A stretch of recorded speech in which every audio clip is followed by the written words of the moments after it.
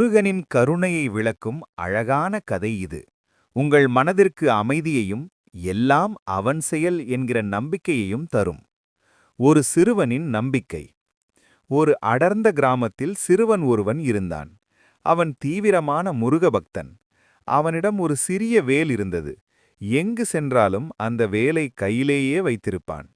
முருகா, நீதான் என் கூட இருக்கணும் என்பதுதான் அவனுடைய ஒரே மந்திரம். ஒருமுறை அந்த ஊரில் கடும் வறட்சி ஏற்பட்டது. ஊர் மக்கள் அனைவரும் மாரியம்மன் கோவிலில் கூடி யாகம் வளர்க்க முடிவு செய்தனர். அந்த சிறுவனும் தன் கையிலிருந்த வேலுடன் அங்கே சென்றான். ஊர் பெரியவர் ஒருவர் அவனை பார்த்து கிண்டலாக கேட்டார், ஏம்பா, எல்லாரும் சாமி கும்பிட வரோம், நீ எதுக்கு இந்த வேலை தூக்கிட்டீங்க நிக்கிற? அந்த சிறுவன் சொன்னான், சாமி கும்பிட்டா மழை வரும்னு நீங்க தானே சொன்னீங்க. மழை வந்தா நனையாம இருக்கத்தான் இந்த வேலோட வந்திருக்கேன். என் முருகன் எனக்கு மழை தருவான், அந்த மழையிலிருந்து என்னை காக்க இந்த வேல் குடையாகும் என்றான். அவனுடைய அந்த அசைக்க முடியாத நம்பிக்கையை பார்த்து அங்கிருந்தவர்கள் சிரித்தனர்.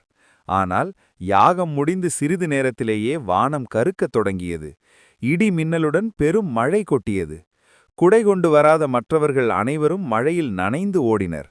ஆனால் அந்த சிறுவன் மட்டும் தன் கையிலிருந்த வேலை உயர்த்தி பிடித்து அதன் கீழ் ஒதுங்கி நின்றான். ஆச்சரியம் என்னவென்றால் அந்த பெரும் மழையிலும் அவன் துணிகூட நனையவில்லை. முழுமையான நம்பிக்கை. நாம் கடவுளை வணங்குகிறோம், ஆனால் அவர் நமக்கு உதவி செய்வார் என்பதில் பல நேரங்களில் சந்தேகம் கொள்கிறோம். அந்த சிறுவனைப் போல நிச்சயம் நடக்கும் என்ற நம்பிக்கையுடன் இருந்தால் அற்புதம் நடக்கும். பயமின்மை.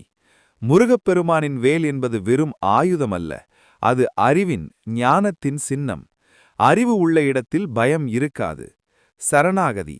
நான் பார்த்துக் கொள்கிறேன் என்று சொல்வதை விட அவன் பார்த்துக் கொள்வான் என்று அவனிடம் பாரத்தை சுமத்துவதே நிம்மதிக்கு வழி. உங்கள் மனபாரத்தை ஒரு காகிதத்தில் எழுதுங்கள் அல்லது மனதிற்குள் நினைத்துக் கொள்ளுங்கள். பிறகு அந்த பாரத்தை முருகனின் பாதத்தில் வைத்துவிட்டதாக கற்பனை செய்யுங்கள். முருகா, இது உன் பொறுப்பு என்று சொல்லிவிட்டு உங்கள் வேலையை தொடருங்கள். நிச்சயம் ஒரு வழி பிறக்கும். ஓம் முருகா.